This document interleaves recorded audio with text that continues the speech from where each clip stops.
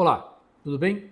Sejam bem-vindos a mais um módulo do nosso treinamento de análise e interpretação da ISO 7101-2023, Sistemas de Gestão da Qualidade para Organizações de Saúde. Nesse módulo 6, nós vamos passar para vocês uma visão geral do requisito 7, que é o requisito de apoio. Esse requisito ele é dividido em 4 subitens, que são os requisitos de recurso, competência, consciência e comunicação.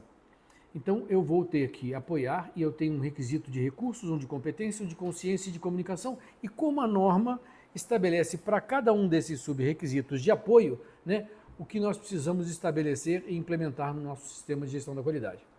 Começando com recursos. Nós já falamos lá atrás que eu tenho que ter um plano de recursos. Esse plano de recursos, ele não está focado só no peopleware, mas também no hardware e no software, ou seja, é um plano de recursos para máquinas, equipamento, infraestrutura, mais sistemas informatizados e também um plano de recursos para treinamento, capacitação e conscientização do pessoal. E aqui ele reforça isso falando sobre que o nosso recurso a organização deve determinar e fornecer os recursos necessários para estabelecer, implementar e manter e melhorar continuamente o seu sistema de gestão da qualidade. César, mas lá atrás, quando você falou do contexto da organização e da capacidade de recursos e do plano de recursos, sim, tem alguns requisitos que a norma parece repetitiva, mas aqui ela já entra em detalhes maiores sobre como implementar esse nosso plano de recursos. Entendendo que todo o sistema de gestão precisa ser estabelecido. Então eu vou escrever o meu sistema, implementado, treinar e capacitar o pessoal. Mantido, como é que eu faço a manutenção desse sistema? Através do monitoramento dos indicadores, das auditorias internas, das autoinspeções. E como é que eu melhoro continuamente? Através das minhas reuniões de revisão gerencial, análise crítica, novos estabelecimentos de meta, novos recursos, novos desafios, novas oportunidades, novos riscos. Então o conceito é estabelecer, implementar, manter e melhorar continuamente o nosso sistema de gestão da qualidade. Vale para o sistema de gestão ambiental da 14001 também. Vale para o sistema de saúde e segurança ocupacional da ISO 45001 também. Vale para o sistema de gestão de segurança alimentar da ISO 22000 também. Então isso é universal. Eu preciso ter recursos para manter o meu sistema de gestão vivo, eficiente, eficaz e efetivo. Quando ele fala nisso, ele fala de informação documentada dos meus recursos. Eu tenho que ter um procedimento para o quê? Gerenciamento dos recursos aplicados ao meu sistema de gestão da qualidade. Então, o meu budget anual, o meu orçamento anual, que vai ser dividido em quais os recursos eu vou ter para melhorar a minha infraestrutura, qual predial, quais os recursos eu vou ter para melhorar o meu abastecimento de água, quais os recursos eu vou ter para melhorar a minha implantação do sistema de gases medicinais, quais os recursos eu vou ter para melhorar os meus equipamentos da lavanderia, quais os recursos, eu estou falando só de hardware, quais os recursos eu vou disponibilizar para os meus equipamentos da central de material de esterilização. Quais os meus recursos eu vou utilizar para implementar um sistema de automatização do meu prontuário eletrônico? Quais os recursos eu preciso para implementar um sistema de inteligência artificial para classificação de risco do paciente? Qual recurso eu vou precisar para implementar um sistema informatizado para faturamento e controle das despesas? Ou também, quais os recursos eu vou precisar para implementar um plano de treinamento e capacitação? Um plano de educação continuada, um plano de educação dos meus colaboradores, um plano de qualificação dos meus fornecedores, um plano de educação permanente e coprodução dos meus usuários do serviço. Então veja, eu tenho que ter um procedimento de gerenciamento de recursos aplicado a tudo isso. Agora nós entramos no item competência. Quais são as competências mínimas necessárias para que a minha equipe seja uma equipe altamente eficiente? Então eu vou falar sobre competência. E para falar sobre competência, eu tenho que falar que eu tenho que ter um processo documentado para recrutamento e seleção que defina quais são os requisitos de competência, educação, qualificação, treinamento, conhecimento, habilidade e experiência. Tudo isso, César, sim.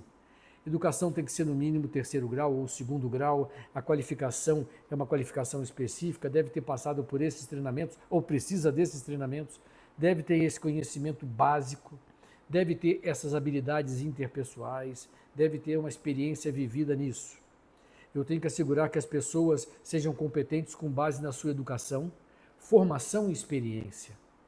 Devo tomar medidas para que essas pessoas possam adquirir novas competências necessárias e avaliar a eficácia dessas ações.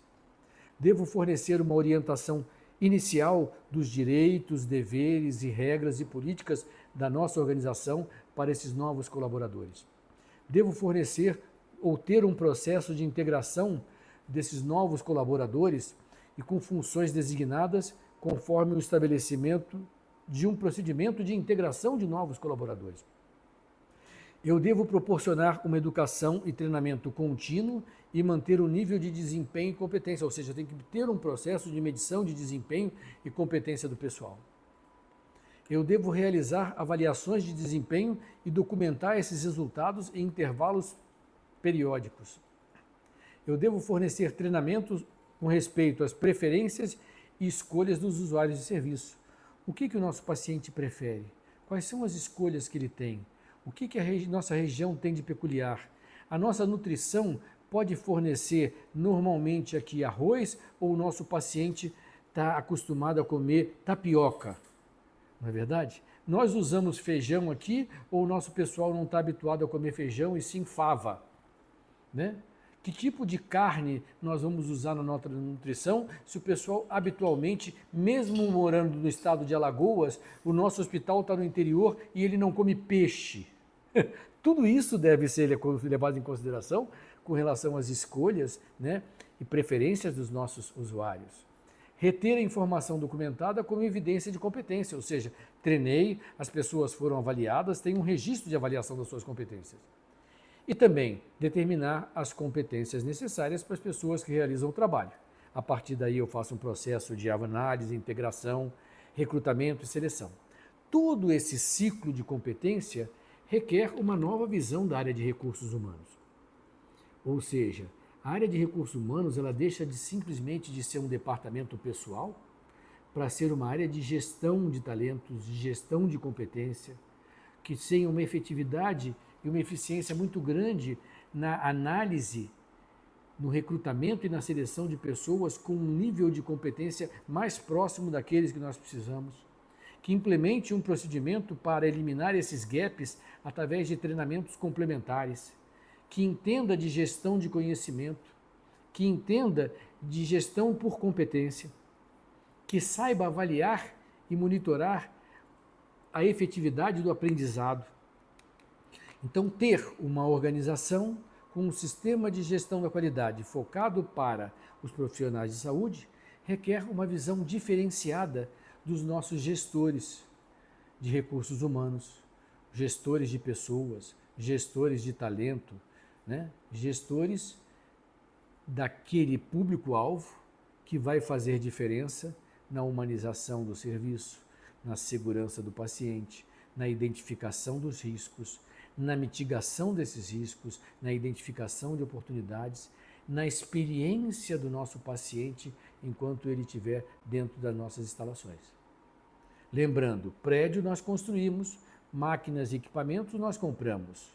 Pessoas a gente motiva e mantém motivada e capacitada. Para isso elas devem ser vistas na nossa visão, na nossa missão, nos nossos valores, como parte essencial da estrutura de governança da nossa organização de saúde. Pessoas devem ser respeitadas, pessoas devem ser entendidas, para que elas tenham carinho, empatia, responsabilidade e uma conduta adequada ao prestar serviço nas nossas organizações de saúde. Esse processo de recrutamento e seleção deve estabelecer requisitos claros do nível de educação, qualificação, treinamento, conhecimento, habilidades e experiências. E eu devo saber avaliar esses requisitos. Avaliar esses requisitos inclui uma oferta de formação, de orientação ou realocação. Poxa, eu tenho um funcionário muito bom na área tal, mas ele não tem essa formação. Vamos investir nele para que ele seja realocado para outra área. Uma redesignação, aqui tem uma falha, aqui vou até anotar esse slide, é uma redesignação de pessoas contratadas ou contratação de pessoas competentes. Então eu vou redesignar olha, esse rapaz aqui que está na limpeza, ele pode passar para maqueiro, ele é uma pessoa atenciosa, uma pessoa que tem estrutura física, ele pode nos ajudar como maqueiro e sair da limpeza. É isso que a gente fala de redesignação de uma função para uma pessoa dentro da nossa organização. Quais são, então, os documentos necessários para eu atender esse subrequisito, que é o requisito específico, né, de competência?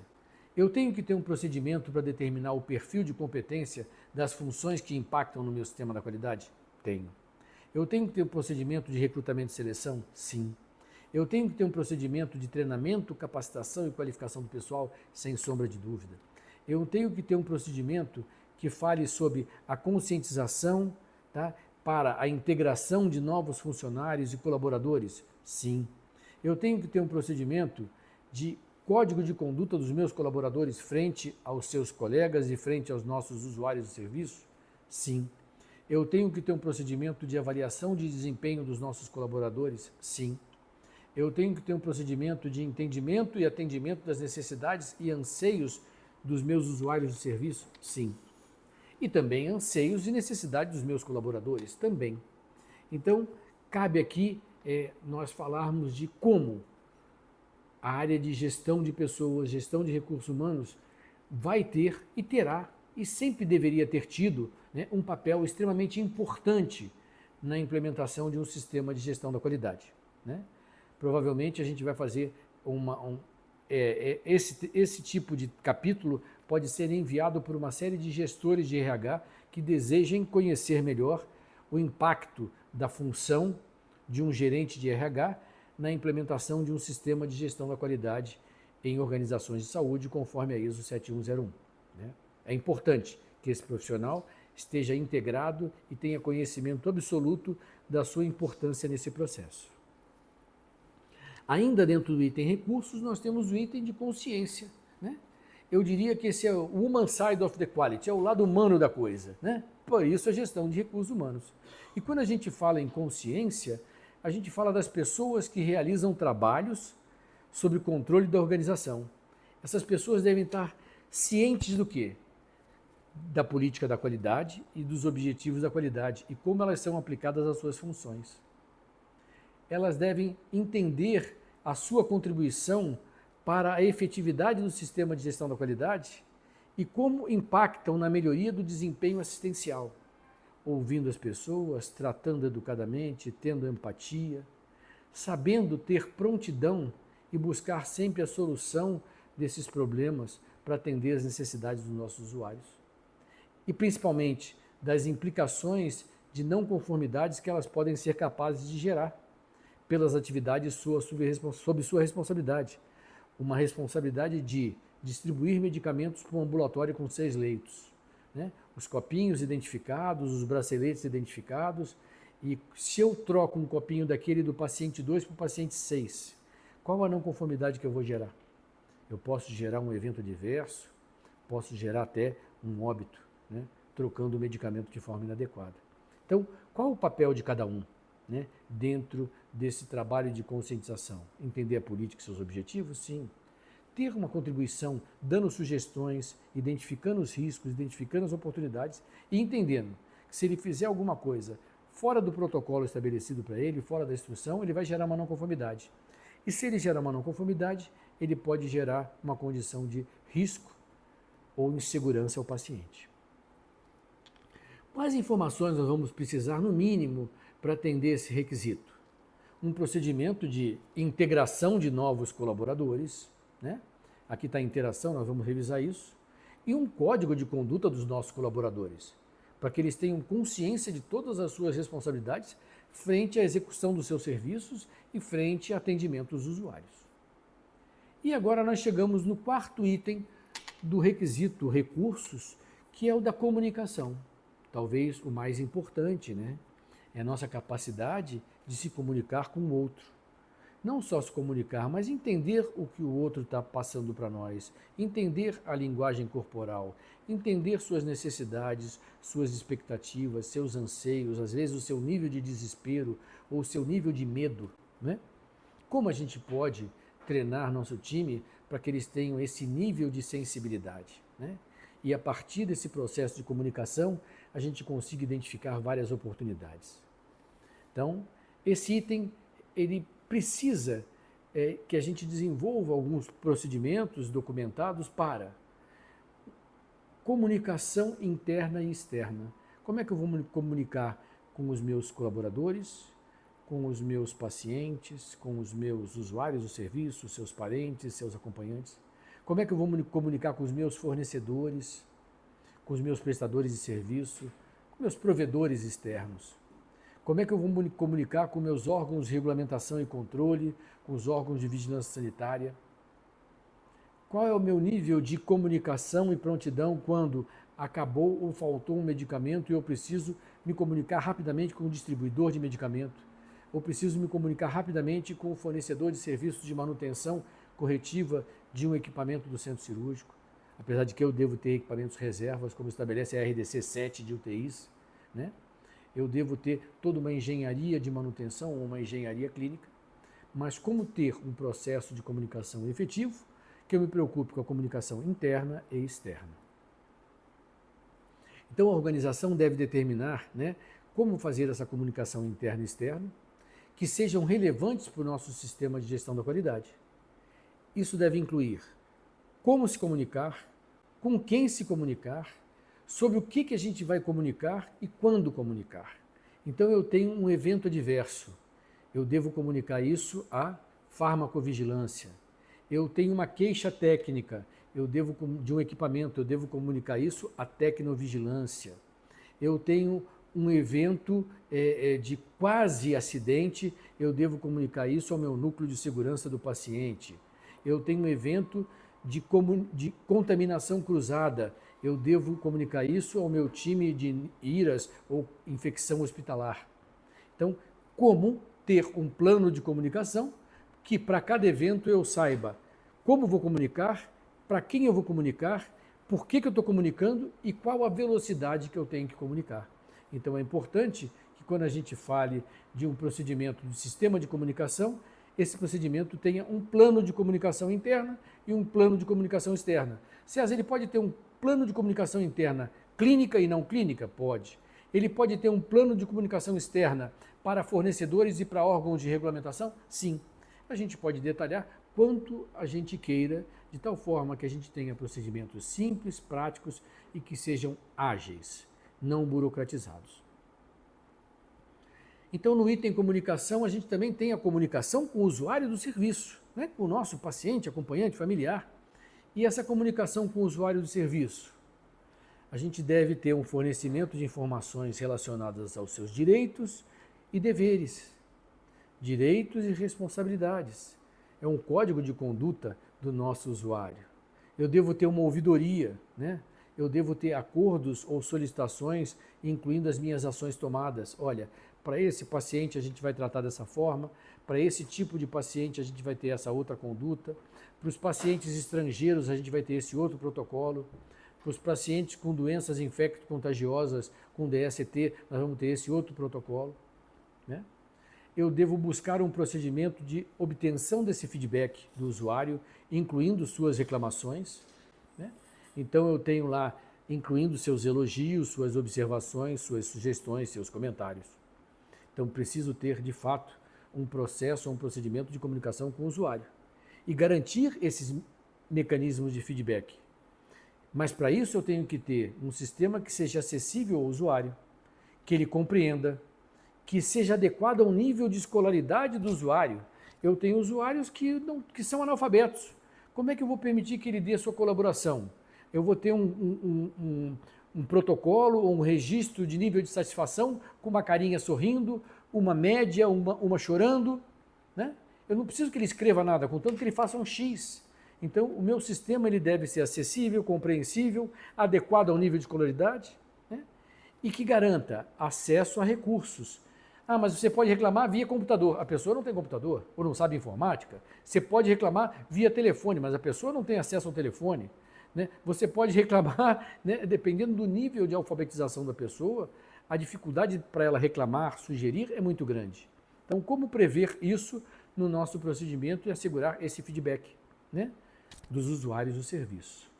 E quais são os documentos que a gente pode elaborar, né, para garantir que isso funcione bem? Um procedimento de comunicação com os usuários de serviço, um procedimento de pesquisa de satisfação dos usuários de serviço, ou seja, aquele feedback do usuário, um procedimento de tratamento das reclamações do usuário de serviço, que nós já comentamos lá atrás em outros módulos, um procedimento de uma sistemática de atendimento aos usuários dos serviços de saúde, né? Então eu tenho lá um sistema de atendimento ao usuário do meu serviço de saúde. Ainda na comunicação, eu ainda tenho a comunicação clínica, né? Agora eu estou falando de como o médico vai se comunicar com o paciente, como o enfermeiro vai se comunicar com o paciente, como o nutricionista ou fisioterapeuta vai se comunicar com o paciente. Então, essa comunicação clínica, como o farmacêutico vai se comunicar com o paciente, né, deve estabelecer um processo para garantir uma comunicação eficaz. Além disso, esse processo de comunicação clínica deve levar em consideração a segurança e a privacidade das informações pessoais do paciente. Eu não vou sair por aí falando aos berros, né, que a pessoa tem tal problema quando o biombo é dividido por um lençol, né? Eu devo levar em consideração, na fase de encaminhamento e transferência entre profissionais de saúde, como eu vou passar isso para o colega profissional, como eu vou passar isso no plantão, como eu vou passar isso para um hospital que ele está sendo transferido, ou como eu vou passar isso para uma clínica que ele vai ser deslocado para fazer um diagnóstico por imagem. Então, quais os cuidados desse processo de comunicação, levando em consideração a sua privacidade? Eu devo garantir ainda na comunicação clínica o quê? Ordens orais ou telefônicas e as comunicações de resultados clínicos sejam controlados e verificados quanto à precisão. Passar por telefone uma informação, passar um número, olha, é 12 por 7, é 18 por 9, é 20 por 10 ou por 12, né? Eu estou falando do quê? Da pressão arterial, a frequência é 80, é 70 ou 90, palavras são muito parecidas. Quais cuidados eu tenho que passar com isso? Olha, o paciente tem dificuldade de locomoção, né? Como fazer isso e qual o cuidado eu devo ter, principalmente para garantir que essas ordens orais ou por telefone, né, sejam verificadas. Você entendeu o que eu falei? Repete para mim qual é a frequência cardíaca que eu te passei. Repete para mim qual é a pressão arterial que eu te passei. Repete qual foi o medicamento que eu te falei que o nosso paciente é alérgico. Então, é importante que a gente tenha esse sistema de verificação nesses casos específicos. Os processos de comunicação clínica ainda devem demonstrar que o uso de registros clínicos deve ser abrangente e que permitam um rastreamento adequado das comunicações entre diferentes profissionais e locais de atendimento. Então, eu tenho prontuário, no dia tal o paciente tomou esse medicamento, ele fez esses exames laboratoriais, ele teve esses resultados do hemograma, no dia tal nós mudamos o medicamento dele, ele passou a tomar esse medicamento e nós introduzimos uma nutrição enteral. No dia tal, tudo isso deve estar registrado no prontuário do paciente e em outros registros aplicáveis e deve ser também informado aos profissionais que estão sendo agregados ao tratamento.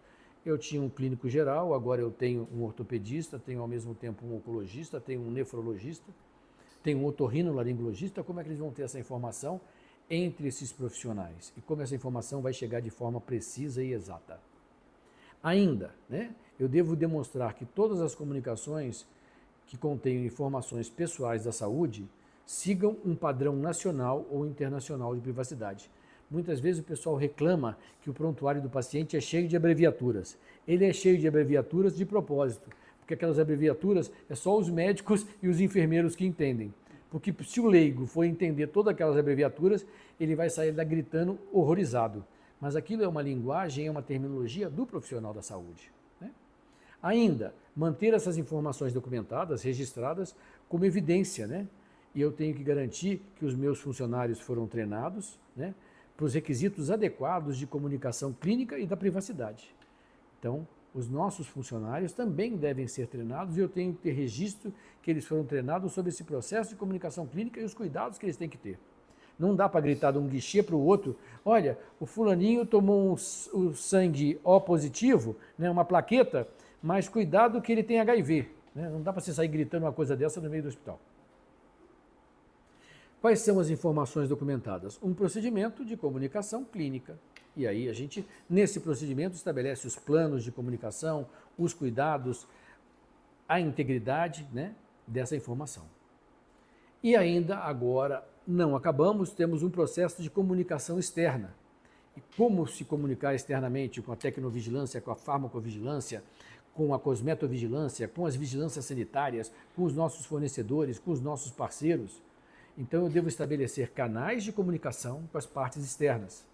Quem são as partes externas? Nossas partes interessadas, nossos fornecedores, prestadores de serviço, os nossos parceiros financeiros, os bancos, os acionistas, as nossas organizações governamentais, as nossas organizações de vigilância sanitária, a Anvisa, o Ministério da Saúde, as organizações não governamentais que atuam com a gente, com as quais a gente tenha estabelecido alguns acordos.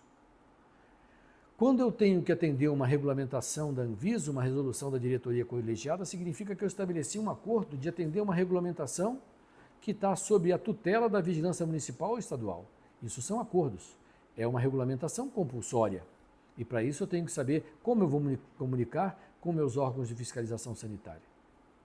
Quem vai se comunicar, por que vai se comunicar e quais meios de comunicação serão utilizados.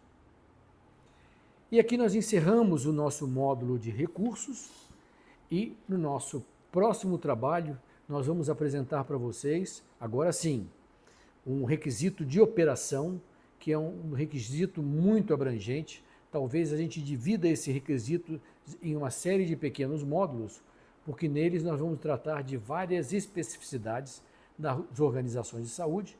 Eu diria para vocês que o módulo 8 de operação é aquele que cria o grande diferencial da ISO 9001-2015 para a ISO 7101-2023. Até lá!